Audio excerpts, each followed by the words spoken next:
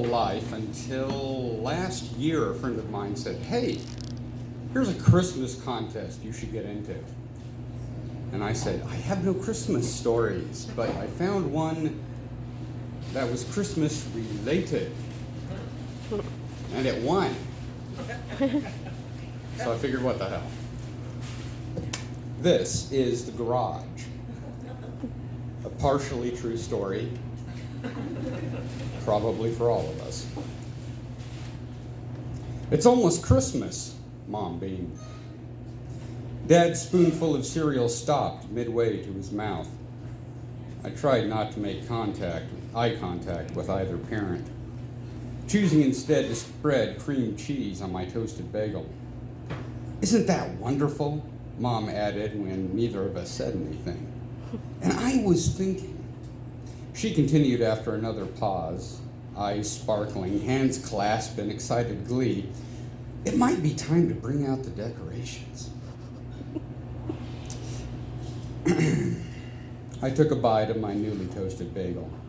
The soft crunch of incisors through crispy goodness was the only sound. Dad's eyes glazed over. Mom continued, undaunted. This afternoon is perfect, she said, glancing around with her peroxide whitened smile. I'm really looking forward to the lights, the sleigh, the reindeer, of course, the Santa. Oh, and if you two can find it, I think I had a printing error. I really want to put up the inflatable snow globe in the middle of the yard this year. Dad brought the spoon to his mouth and chewed the soggy cereal like it was made of rubber. I put down my half-eaten bagel and folded my arms on the table. Fantastic, Mother said.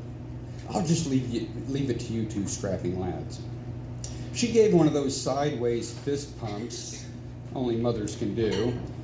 The ones we all thought died a horrible death back in the 1950s, and she left the room as if making for the all-important laundry. I looked up. Dad's eyes met mine.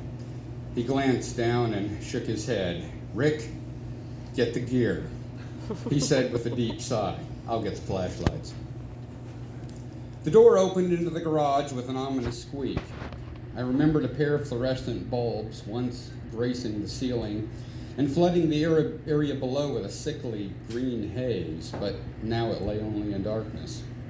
The bulbs had met a bitter end at least 6 years before, and even if they hadn't, none of us could remember where the switch was.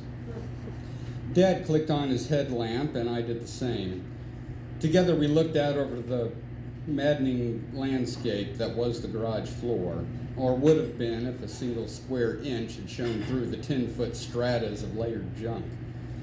We'd named them after various periods of Earth's history. Neither of us could remember what lay in the Paleozoic, but as far as we knew, most decorations resided somewhere between the Cenozoic and Jurassic layers.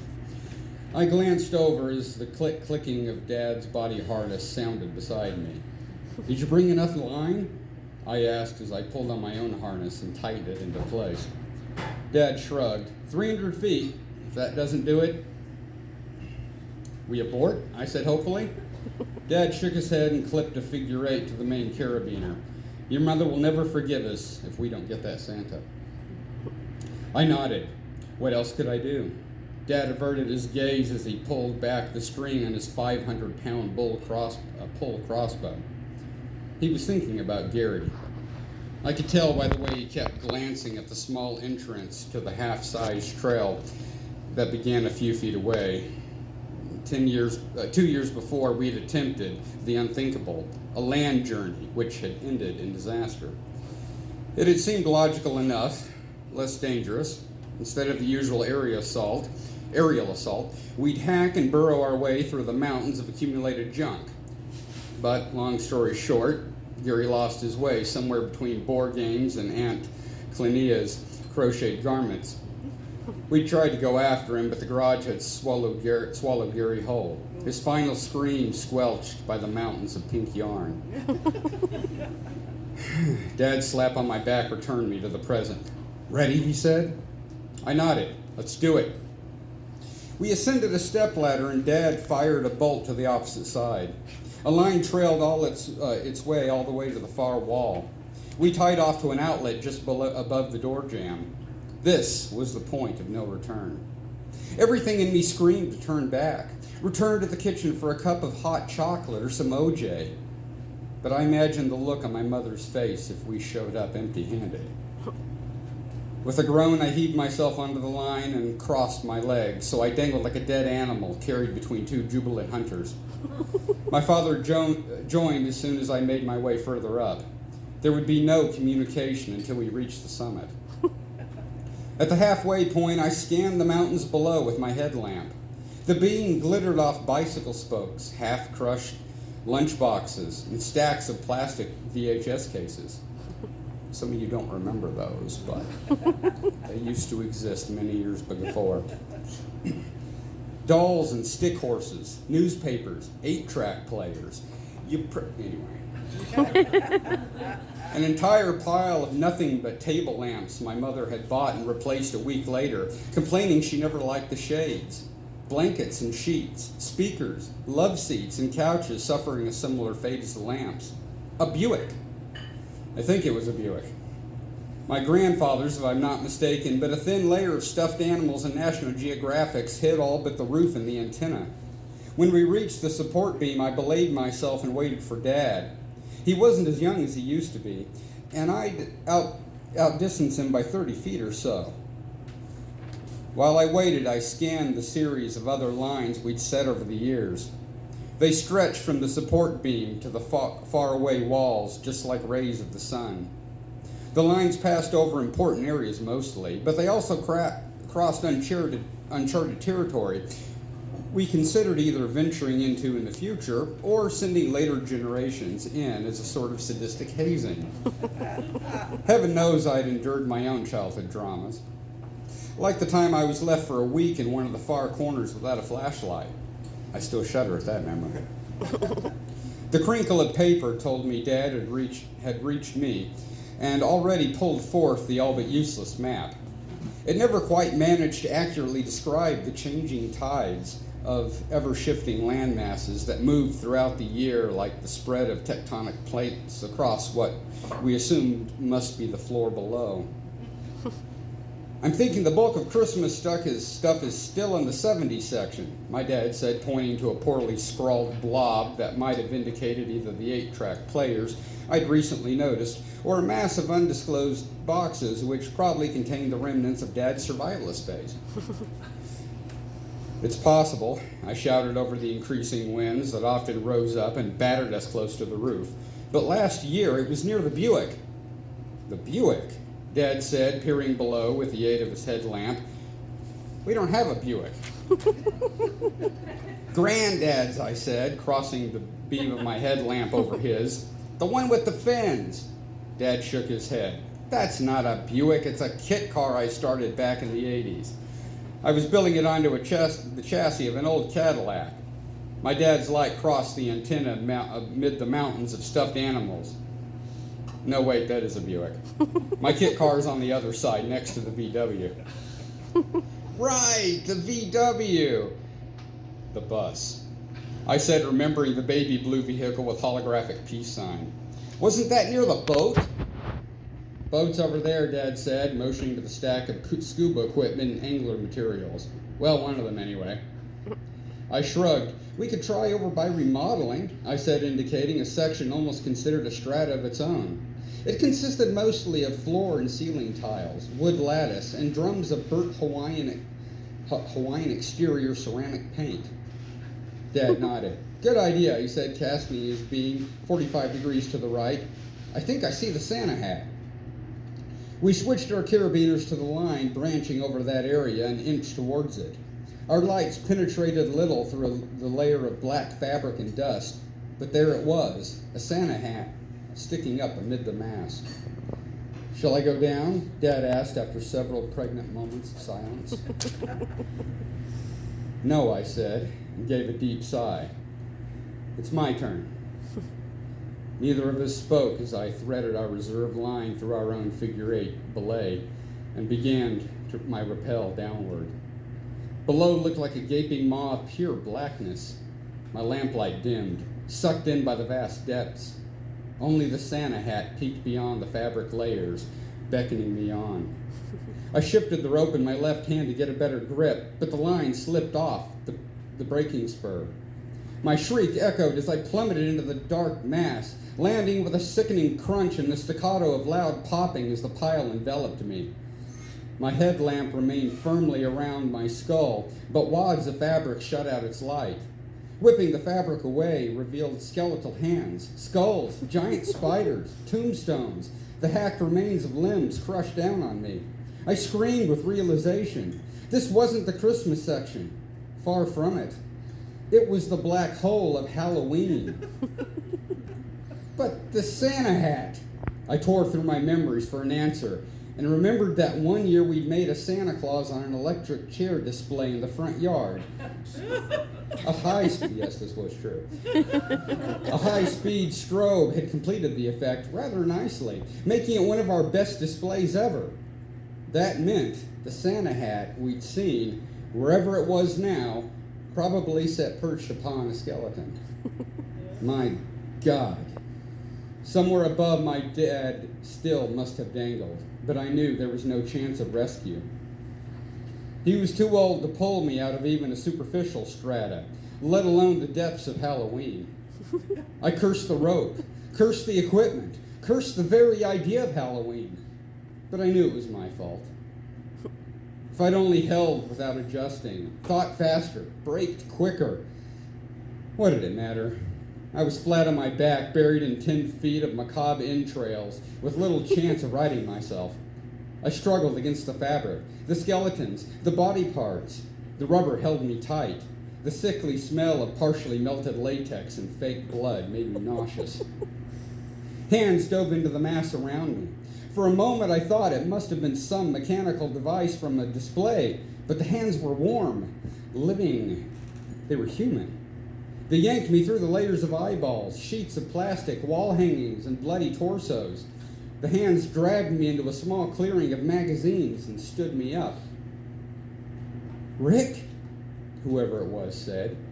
I tried to focus on his features, but the bushy beard and shaggy hair had obscured everything but his gray eyes. "Rick, it's me, Gary!" I almost screamed. It was Gary. His clothes looked as if they'd been pieced together by random rags and parts of discarded costumes. He even wore one of Grandmom's crochet hats with the little dangly things on the side. "We thought you were dead," I said, embracing my brother with a bear hug. Gary gripped my shoulder. "Never," he said, glancing us around as if he'd heard something. "I found Dad's survival crap, and I've been living off rations and water from a leaky pipe. You should probably get that checked out." "But you've been gone 2 years," I said, scanning the ceiling for signs of Dad. Gary spun, searching the walls of junk with the light from a toy laser gun. "There are things in here," he said, stooping to examine a hole in a box. "Milton, our hamster. Tyler, the snake. Remember them? Harold the ferret. Guppy the fish. And who knows how many other pets that just vanished over the years?" I laughed. "You're getting paranoid, bro. They've been dead for years." Gary gripped both my shoulders and slammed me against a destroyed bookshelf. "You listen. They've inbred and evolved. All the insects and birds that got in, all the spiders that make those webs above the door, they become things you can't imagine." I shook my head. "Look, let's just get out of here. We can talk about the rodent problem later." Gary nodded. "Tons to tell. But why are you Dad here anyway?" "Christmas stuff," I said with a shudder. "She wants the lights and everything." Gary nodded. "I always try to call out during the holidays, but no one ever hears me." He set his mouth into a tight, thin line. "I'll help you guys. Christmas isn't far, but we've got to get back to the line." The line. Had Dad left it dangling? Or rolled it up and gone to tell Mom he'd lost yet another son to the woeful depths of the garage? "If it isn't there," I said, "it's got to be back in Halloween." No problem, Gary said, looking around. He found a tricycle and with a sharp jab embedded it halfway into a wall of books and used cup holders. We'll just have to get above it. Gary had obviously spent his years missing in action, learning to scale the precarious mountains of quick sliding junk. Even with our combined effort, it took at least half an hour to conquer the summit and stand tall on what I now realized probably was the VW minivan. Now it looked like a prop from some 80s post-apocalyptic film. Now, where's Dad? I asked, scanning the grid-like system of ropes above. Look out! Gary shouted, as something small and squishy made its way from beneath a pile of rags. It looked like a cross between a rat and a blowfish, but with slimy tentacles and some kind of sea-based creature. Don't let it touch you. I let back, slipped, and fell down the side of the VW cliff face. Gary caught me with both arms and screamed as the creature wrapped around his foot. For a moment, Gary's grip loosened, but it tightened again as he bit through the pain, hauling me up while at the same time kicking at the thing, whatever it was. Scrambling over the edge, I laid on my back, panting. Gary let out a high-pitched battle cry and speared the creature with a curling iron from his belt. He dropped the weapon and sat down to hold his foot. It's like stinging nettles, man, Gary said, red-faced with tears cresting his cheeks. My leg will be throbbing for days. Are there more of those things? Gary shrugged. That wasn't one of the big ones. Boys! We looked up to see Dad shouting from the ceiling. The red line I'd used before descended along with a pair of ascenders. Thank God he'd thought to bring them. Gary was dead weight with his foot that way, but I attached straps to the ascenders and pushed my feet into the stirrups. Gary clung on like a starship as I made my way up to the line. Gary! Dad shouted as we reached him. He pulled forth a stripped-down sit harness from his pack, and we spent several minutes strapping it around Gary's waist and thighs, then belayed him to the system. Gary pointed down and to our left. That's the Christmas stuff. It's hidden beneath the tents. We're almost right over it. He remained above while Dad and I made our way back down and dragged out everything we could. Strings of lights, the sleigh, boxes of inflatable lawn ornaments, an imitation 9-foot tree, and a box of assorted decorations. We tethered it all with nylon line and fed it back up through a pulley. This part we had spent years mastering. Like dock workers, we hoisted everything in one bundle and slid it down the line to the inside garage door. Mother let out a screech of joy as Gary hobbled in using a broom as a crutch. Oh, you found it all! She beamed as Dad and I drug the gigantic bundle into the kitchen. Like a child on, well, Christmas. Mom dove into the pile of decorative possibilities. Miles of lights, foam candy canes, fake wreaths, candles. Dad and I set Gary down in a chair to look at his wounds.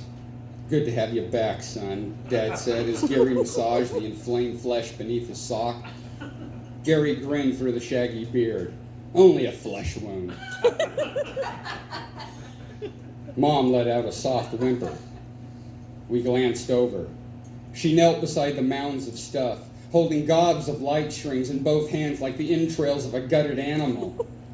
Dear, she said, looking over at Dad, I'm afraid you forgot the Santa.